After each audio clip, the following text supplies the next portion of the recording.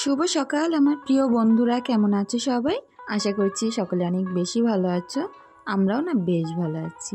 সকাল সকাল এদিকে বিস্কুট নিয়ে নিয়েছি আর 2 কাপ চা নিয়েছি। সিমরানের 1 কাপ, তো আমার 1 কাপ। যেহেতু এখন পুজোর ছুটি পড়ে গেছে, এখন তো সিমরানের স্কুল ছুটি আছে, সেই কারণে প্রত্যেক দিনই এখন প্রায় বাড়িতেই থাকবে। তো তারপরে অনেকখানি পিঁপে কুচিয়ে নিয়েছি, তো পিঁপেটা আমি ভাজা করব। আর একটু রুটি করব। তার জন্য তাওয়াটা ওদিকে নামিয়ে নিয়েছি। এখন সুন্দর করে ভাজাটা বসিয়ে ওই দিকে বসিয়ে দিয়ে এই দিকে রুটি করব। আসলে কি হয় বলো তো, রুটি করার টাইমে না গ্যাসের জোরটা যদি বেশি থাকে অনেক তাড়াতাড়ি হয়েও যায়, আবার ফলেও খুব সুন্দর। সেই কারণে না আমি সবসময় চেষ্টা করি এই যে বড় যে চুলাটা এইটাই রুটি করতে। তো রুটির সঙ্গে না পিঁপে ভাজা বলো, তারপরে কুমড়ো ভাজা, চাল কুমড়ো ভাজা, লাউ ভাজা, এসব জিনিস ভালো লাগে। আর এসব জিনিস তরকারি করেই বেশিরভাগ খেতে হয়, তবে আমি না সকালবেলা যদি রুটি করি এই সকল সবজি থাকলে একটু ভাজা করে নিই, তাহলে বেশ অনেকখানি করে ভাজি থাকে। রুটির সঙ্গে দেখবে ভাজি একটু বেশি হলে খেতে বেশি ভালো লাগে। তো তারপরে দেখো একসঙ্গে 2-3টে করে রুটি আমি ছেঁকে নিচ্ছি, আগে বেলে নিয়েছিলাম।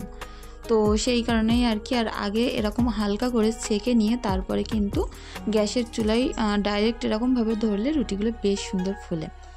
তো ওই কারণেই আর কি এখন দেখো প্রত্যেকটা রুটি খুব সুন্দর পুরো বেলুন বেলুন ফুলবে। আর রুটি দেখবে যদি বেশি সুন্দর ফোলে তখন কিন্তু খেতে বেশ ভালো লাগে। রুটিগুলো হয়তো তাড়াতাড়ি বেলেছি, সবগুলো একেবারে গোলাকার সাইজ হয়নি, তবুই চলে যাবে, নিজেরা খাবো তো খুব বেশি ভালো করার দরকার নেই। কারণ আজ আবার একটুখানি বাদে দোকানেও যেতে হবে, তাড়াতাড়ির মাথায় কাজ করতে গেলে দেখবে একটু কিন্তু বিগড়ে যায়।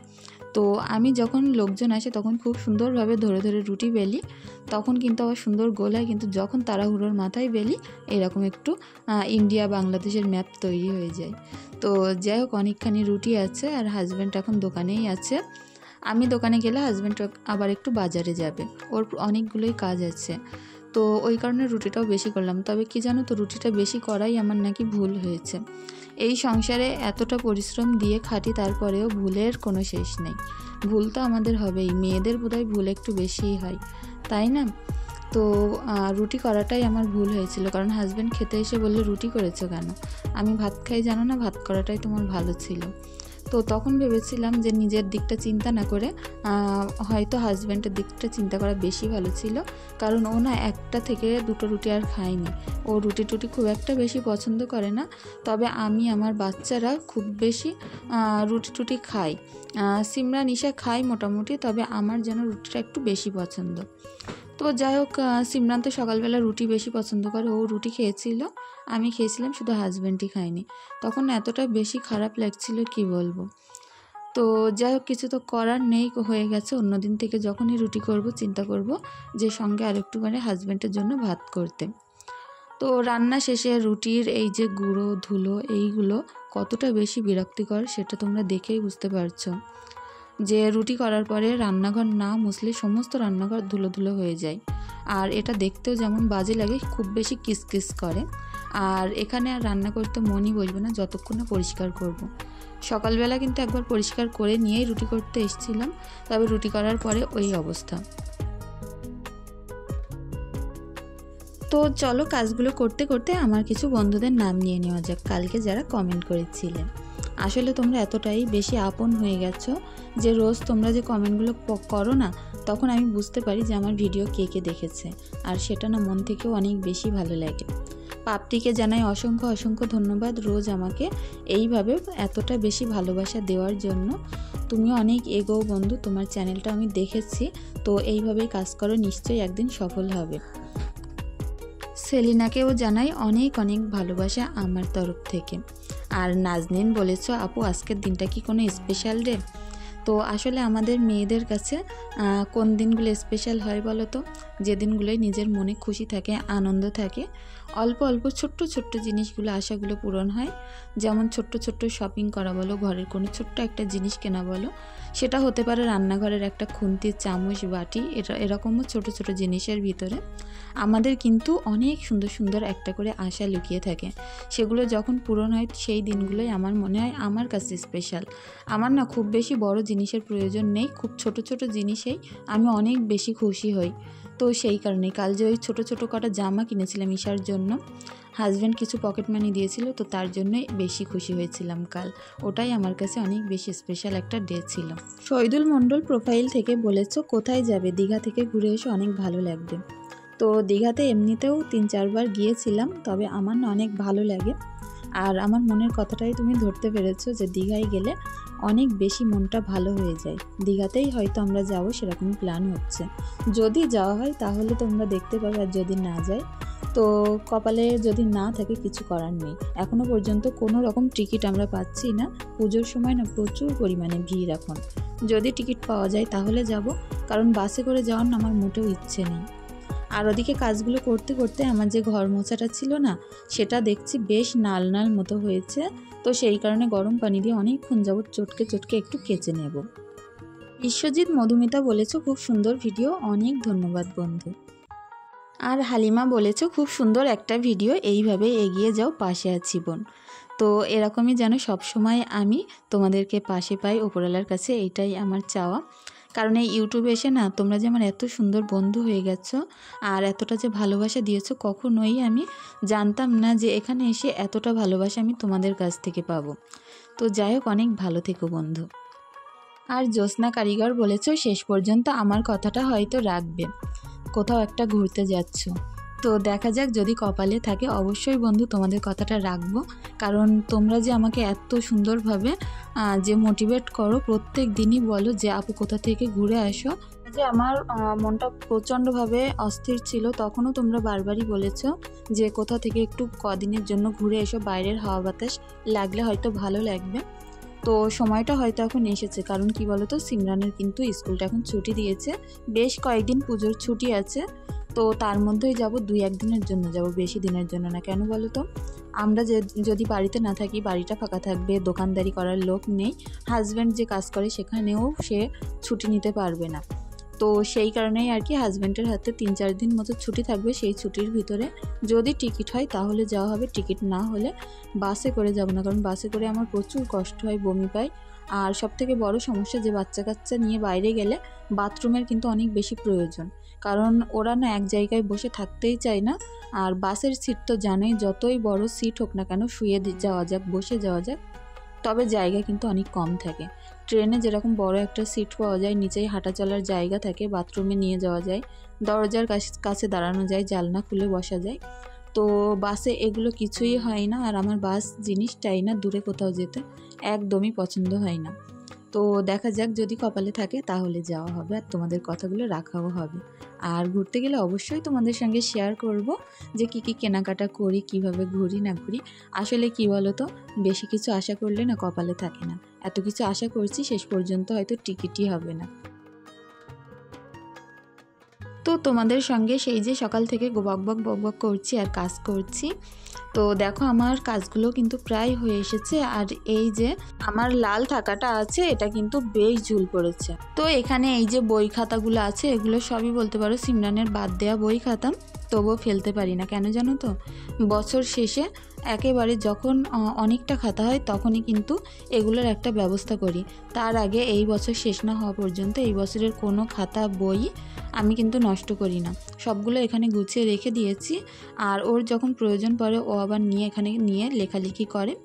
আর ঈশা তো আছেই সারাদিন, ওর বাদ দেওয়া যে খাতাগুলো আছে তাতে সারাদিন লেখাপড়া করে। আর এখানটায় না হয়তো দূর থেকে বোঝা যাচ্ছে না, তবে প্রত্যেকটা থাকার তলায় আমি এতদিন খেয়াল করিনি যে ছোট্ট ছোট্ট মাকড়সা বাসা বেঁধেছে। তো সেগুলো একটু মুছে মুছে দিচ্ছিলাম। কিছু কিছু জায়গায় তো আবার দেখছিলাম যে মাটি দিয়ে যে পোকা যে বাসা বাঁধে না, সেরকম টাইপের 2-1 জায়গায় বাসা ছিল। তো ওগুলো পরিষ্কার করে নিয়ে চলে আসলাম আমার এই ঘরটায়। এখনও পর্যন্ত বাসি বিছানা তুলতে পারিনি, বুঝতে পারছো। সকাল থেকে রান্না করার ঝামেলা থাকলে কিন্তু এই কাজগুলো একটু দেরি হয়ে যায়। আর এই যে তারটা এখান থেকে গেছে, আর আমার সমস্ত এই যে ফুলের আর্টিফিশিয়াল যে গাছগুলো সবগুলোই কিন্তু এই তারে বেঁধে বেঁধে পড়ে যাচ্ছে। আসলে কি হয়েছে বলো তো, ঘরটার যেহেতু এক কোনায় লাইট লাগানো, এই পাশটায় ড্রেসিং টেবিলের সামনেটায় কোনো রকম আলো আসে না। আর কোথাও যেতে গেলে না এই জায়গাটা পুরোই একদম আপসে আপসে আলো আসে। তো সেই কারণে এই দিকে একটা লাইট আমি লাগিয়েছি, আর ওই লাইটের ওই তারটা ওই যে সেটা বারবার অন্যান্য জিনিসপত্র ফেলে দিচ্ছে। এখনও পর্যন্ত ঘরটা ওয়ারিং করা হয়নি।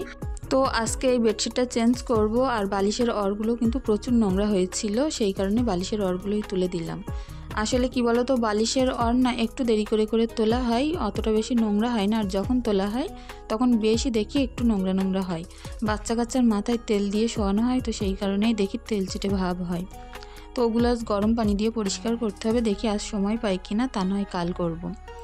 আর এখন বিছনার চাদর টাদরগুলো তুলে নেব। এই সমস্ত বিছনার চাদরের চারিদিকে নেল পালিশ লাগিয়ে এইসব ভর্তি করে ফেলেছে, আর একটু নোংরা নোংরা লাগছিল, সেই কারণে এখন তুলে দেব।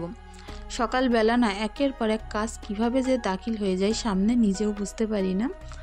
আর প্রত্যেকটা কাজ হয়তো পরিপাটি সুন্দরভাবে গুছিয়ে করতে পারি না।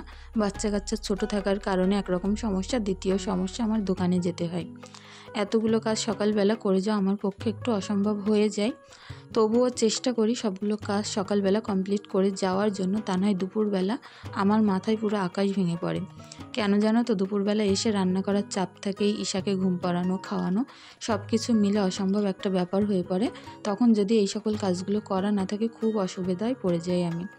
বাড়িতে যদি একজন মুরব্বী মানুষ থাকতো তাহলে হয়তো একটুখানি ছাড় পেতাম, কারণ যে কাজগুলো আমি করে না যেতে পারতাম, কি বাচ্চা কাচ্চাগুলো তো অন্তত দেখার কেউ হতো। বাড়িতে বয়স্ক মানুষ না থাকায় এই সকল সমস্যাগুলো কিন্তু পোহাতে হয়। তো তারপরে দেখো আমি এদিকে বেডশিটটা চেঞ্জ করে টান টান করে নিলাম। আর আমার এই জানলাটা খুললে পুরো মনটা তোমাদের জুড়িয়ে যাবে, দেখাও একটুখানি বাদে যে কত সুন্দর ভিউ আমার এই জানলা দিয়ে দেখা যায়। তোমাদেরও আশা করছি অনেক বেশি ভালো লাগবে। জানলার এই ধার দিয়ে মেহেন্দি গাছ পুরো ভর্তি আছে, তার মাঝে বিল কতটা সুন্দর আছে দেখতে পারছো।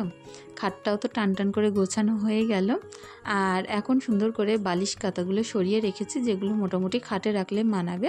টুকটাক জিনিসপত্র রেখে খাটটা ঝেড়ে আবারও পরিষ্কার করে নেব। সব সময় চিন্তা করি সংসারটাকে পরিপাটি সুন্দরভাবে গুছিয়ে রাখতে, তবে আর হয়ে ওঠে কই। এখন এই গুছিয়ে যাচ্ছে, একটুখানি পরে আবার যা তাই অবস্থা। আর গামলার মধ্যে সমস্ত জামাকাপড় রাখলাম। এখন হাতে আমার আর মোটেও টাইম নেই, দোকানে যেতে হবে। তার মধ্যে অনেক বাসন পড়েছে আজ, যেহেতু কাল রাত্রের বাসন সকালের বাসন এইবার যাব একসঙ্গে মাজতে, সেই কারণে আর কি। আর উঠোনের পানির অবস্থা দেখো কতটা বেশি খারাপ অবস্থার মধ্য দিয়ে আমাদের যাচ্ছে, কারণ আমাদের যে সরু রাস্তাটা, এখান থেকে তো চলাফেরাই যাচ্ছে না, বারবার পড়ে যাওয়ার মতো অবস্থা। দুদিকে বিল, মাঝখানে রাস্তা, তো বেরোতে প্রচুর অসুবিধা হচ্ছে। দিনের ভিতরে একবার করে দোকানে যাচ্ছি আর বাড়ি আসছি, তাছাড়া না সারা দিনই ঘর থেকে আর বাইরে বের হচ্ছি না। তো মাছ আলা আসুক, সবজি আলা আসুক, সব কিছুই আমাদের বাড়ি থেকে একটু দূরে আসে, হাঁক মারে, তো যেতে যেতেই তারা চলে যায়। রাস্তার এতটা বেশি বাজে অবস্থা। আর আমি বেরোলে আমার সঙ্গে সঙ্গে বাচ্চা কাচ্চারা বের হয় বলে আমি না এখন বেরোনোই বন্ধ করে দিয়েছি, সারাদিন ঘরেই বদ্ধ হয়ে থাকতে হয়। তো তারপরে দেখো পুকুরে চলে আসলাম অনেকগুলো বাসন নিয়ে। আর এখন শুধু চিন্তা হচ্ছে এগুলো কখন মেজে শেষ করবো আর দোকানে কিভাবে পৌঁছাবো।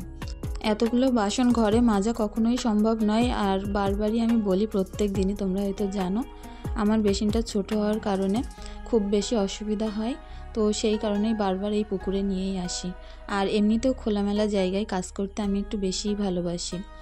তো দেখি হাজব্যান্ড আবার দুটো মাছ ধরে দেবে পুকুর থেকে, কী মাছ হয় সেই মাছটাই আজ রান্না করব। ফ্রিজে কোনো মাছ নেই, সকালবেলা মাছ টাছ কিছুই নেওয়া হয়নি, তো একটুখানি কচুর মুখী আছে, তো সেটা দিয়ে মাছ দিয়ে করব। আর আজ আর খুব বেশি ভারী খাবার করব না। ফ্রিজে 2-4টে পুঁই শাকের ডাঁটা আছে, অনেক দিন হয়ে গেছে, সেইগুলো দিয়ে কচুরমুখী দিয়ে করে ফেলবো। তো আমি বাসনগুলো মাজছিলাম আর দেখছিলাম কখন শেষ হয়, তবে শেষই হচ্ছিল না, এতগুলো বাসন। আর সকালের টাইমটা একটু বেশি হয়, তারপরে সারাদিন ওই অল্প অল্প হয়, অনেকবার করে অল্প অল্প করে মাজি, তো সেই কারণে না বেশি হয় না।